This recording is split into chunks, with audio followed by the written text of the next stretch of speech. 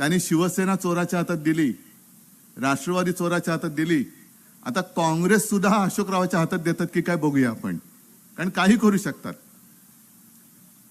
विशेष म्हणजे रोज जे काही दंड थोपटतायत, बेडकुळ्या तर येतच नाहीयेत, त्या बेडकुळ्या सुद्धा भाड्याने घ्याव्या लागतात. दंड फुगवत आहेत पण बेडकुळ्या सुद्धा भाड्याच्या आहेत.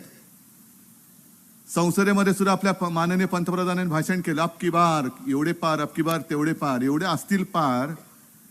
तर मी फोडाफोडी का करताय? म्हणजे तुमच्यामध्ये आत्मविश्वास नाहीये. तुम्ही 400 पार काय 40 पार पण नाही होणार. म्हणून मग तिकडे नितीश कुमारला घेतायत, इकडे अशोक चव्हाणांना घेतायत, अजितदादाला घेतायत, मिंदेला घेतलं. हे 10 वर्ष जर का तुम्ही प्रामाणिकपणाने काम केलं असतं भारतीय जनता पक्षाने, तर ही वेळ आली नसती. आणि भाडोत्री सगळी लोक घेतायत, बाजार बुणगे घेतायत. आणि भाजपासाठी जे निष्ठावंत